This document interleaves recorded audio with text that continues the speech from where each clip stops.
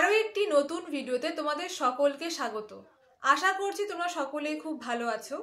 তো আজ আমরা মূলত আলোচনা করব চারবাক দর্শনের দ্বিতীয় পার্ট নিয়ে, অর্থাৎ চারবাক দর্শনের ফার্স্ট পার্টটা আমরা অলরেডি আলোচনা করেছি এবং সেই ভিডিওটা আমাদের চ্যানেলে অলরেডি আপলোড হয়ে গেছে। তোমরা যারা এখনো পর্যন্ত ভিডিওটা দেখোনি তাদের জন্য আমি ভিডিওর লিঙ্কটা ডেসক্রিপশন বক্সে দিয়ে দিয়েছি, তোমরা অবশ্যই দেখে নিও।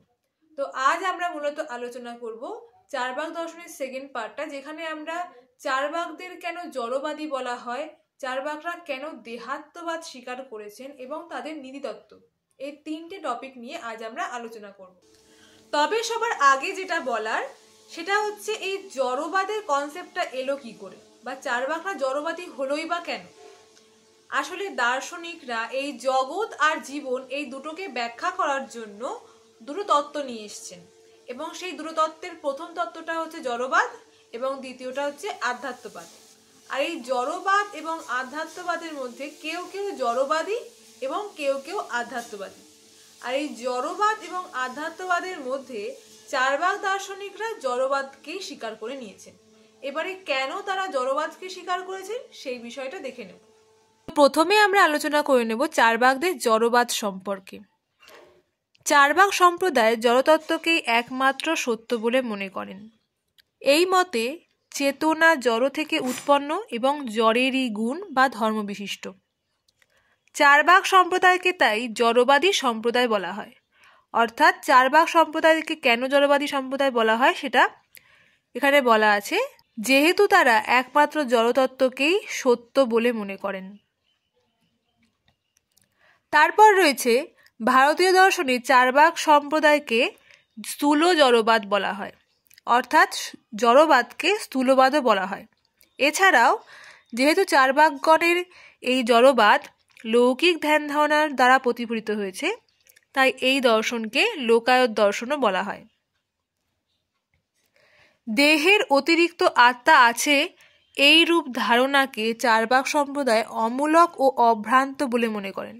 অর্থাৎ দেহের অতিরিক্ত যে আত্মা বলে কোনো বস্তু আছে সেটা তারা স্বীকার করেনি না, তারা দেহকেই একমাত্র বস্তু বলে মনে করেন। জীবিত দেহই আত্মা বা সেই দেহই আমি বলে বিবেচিত হয় এবং চেতনা এই জড় দেহেরই উৎপন্ন। অর্থাৎ আমাদের দেহই হচ্ছে চেতনা বা আমাদের দেহই হচ্ছে আত্মা।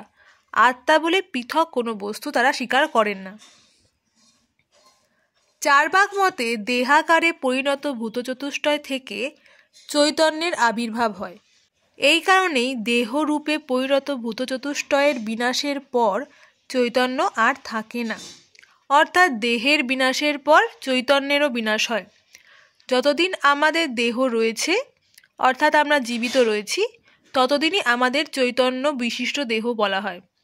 যেহেতু যেই মুহূর্তে এই দেহের বিনাশ ঘটে সেই মুহূর্তে চৈতন্যেরও বিনাশ ঘটে। জগৎ সৃষ্টির ব্যাপারে চারবাক জড়বাদ ঈশ্বর অদৃষ্ট বা ব্যতিক্রমহীন ও অত্যাবশ্যক কোনো কার্যকারণ নীতিকে বিশ্বাস করে না। অর্থাৎ এই জগৎ যে সৃষ্টি হয়েছে সেই বিষয়ে তারা কোনো রকম কোনো অতিরিক্ত ঈশ্বর বা অদৃষ্ট কোনো শক্তিকে তারা বিশ্বাস করেন না, বা কোনো রকম কোনো কার্যকারণ সম্পর্ককেও তারা স্বীকার করেন না। জগতে যা ঘটে ক্ষিতি, অপ, তেজ ও মরুত এই চারটি দ্রব্যের স্বভাবেই ঘটে। অর্থাৎ আমাদের এই যে জগৎ, এই জগতে যা কিছু ঘটছে এই ক্ষিতি, অপ, তেজ, মরুতের সাহায্যেই ঘটছে। এই চারটের বাইরে জগতের আর কোনো অস্তিত্ব নেই। প্রতিটি বস্তুর নির্দিষ্ট স্বভাব আছে এবং সেই স্বভাব অনুযায়ী জগতের নানা কার্য ঘটে।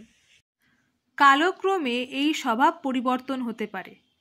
চারবাকদের এই মতবাদ স্বভাববাদ বলে পরিচিত। অর্থাৎ এখানে যেটা বলা হয়েছে যে প্রত্যেকটা বস্তুর কিন্তু নিজস্ব স্বভাব রয়েছে এবং সেই স্বভাব অনুযায়ী কিন্তু কাজ হয় বা কাজের পরিবর্তন হয়। আর এই পরিবর্তনকেই চারবাক দর্শনে স্বভাববাদ বলা হয়েছে।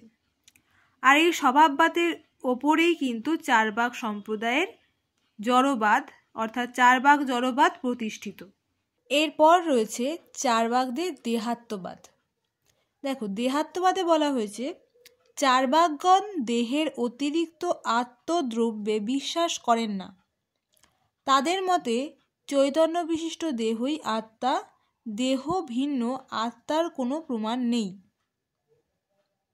অর্থাৎ তারা কিন্তু একমাত্র চৈতন্য বিশিষ্ট দেহকেই আত্মা বলছে, মানে যে চতুর্ভুজ দ্বারা গঠিত দেহ অর্থাৎ ক্ষিতি, অপ, তেজ, মরুত, যেটা একটু আগে বললাম তোমাদেরকে, সেই চতুর্ভুজ দ্বারা যে গঠিত দেহ সেটাকেই একমাত্র চৈতন্য বিশিষ্ট দেহ বলছেন। এছাড়া যে আলাদা করে যে কোনো আত্মা নামক কোনো বস্তু রয়েছে বা আত্মার অস্তিত্ব রয়েছে তা কিন্তু চার্বাকরা স্বীকার করেন না।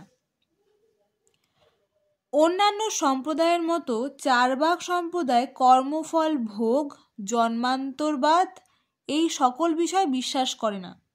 এছাড়াও আকাশ বা বোম যেহেতু প্রত্যক্ষ করা যায় না, তাই তারা বোমকে ভৌত জগতের কারণ বলে মনে করেন না।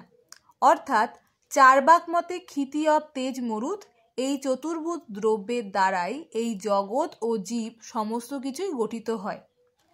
তার মানে এখানে চার্বাকরা এটাই বলতে চাইছেন যে ক্ষিতি, অপ, তেজ, মরুতের দ্বারা গঠিতই যে যা কিছু সব কিছু গঠিত হচ্ছে এই ক্ষিতি, অপ, তেজ, মরুত, জগৎ, জীব যা কিছু আছে সেই সব কিছুই কিন্তু এই চতুর্ভূতের দ্বারাই গঠিত।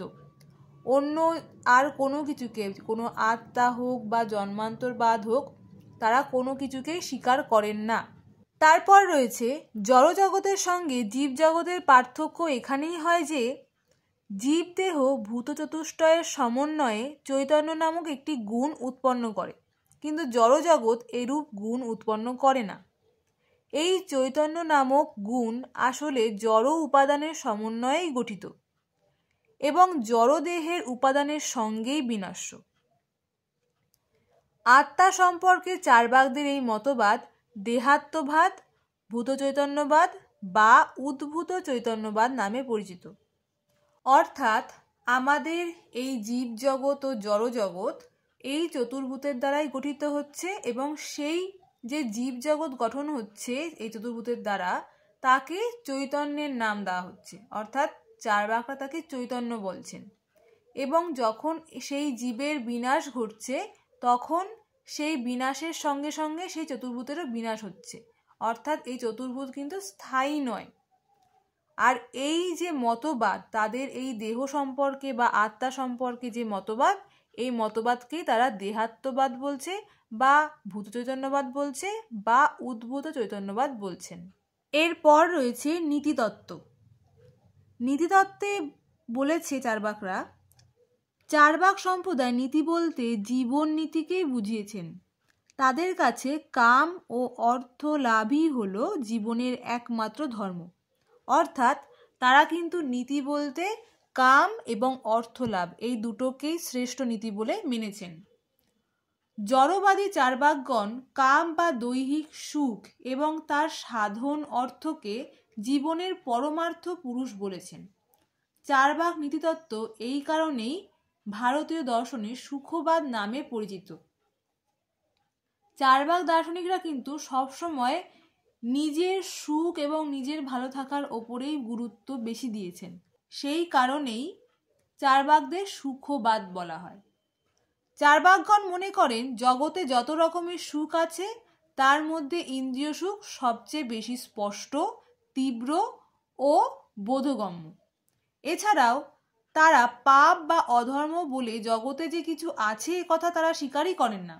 তাদের কাছে সব কিছুই ধর্ম এবং পূর্ণ। চার্বাকগণের মতে জীবের এবং জীবনের স্বভাব ধর্ম হল যাবেত জীবেত সুখং জীবেত ঋণং কৃতং ঘৃতং পিবেত। এই কথাটার অর্থ হচ্ছে যতদিন বাঁচবে সুখে বাঁচবে, প্রয়োজনে ঋণ করেও ঘি খাবে। যেটা আগেও তোমাদেরকে বললাম যে চার্বাকদের কিন্তু সুখবাদী বলা হয়। কেন? কারণ তারা শুধুমাত্র নিজেদের ভালো থাকা বা আত্মসুখের কথাই স্বীকার করেছেন বা আত্মসুখকেই বিশ্বাস করেন। তার জন্য প্রয়োজনে ঋণ করে ঘি খাওয়ার কথাও কিন্তু তারা বলেছেন। তো আশা করছি তোমাদের ভিডিওটা বুঝতে কোথাও কোনো অসুবিধা হয়নি। যদি বুঝতে পেরে থাকো তাহলে তো কোনো অসুবিধা নেই, আর যদি কোথাও ডাউট থেকে থাকে তাহলে অবশ্যই কিন্তু আমাদেরকে কমেন্ট বক্সে জানিও। আর যদি ভিডিওটা ভালো লেগে থাকে তাহলে একটা লাইক অবশ্যই করে দিও এবং চ্যানেলে নতুন থাকলে একটা সাবস্ক্রাইব করে দিও। আজকের ভিডিওটা এই পর্যন্তই। Thank you so much.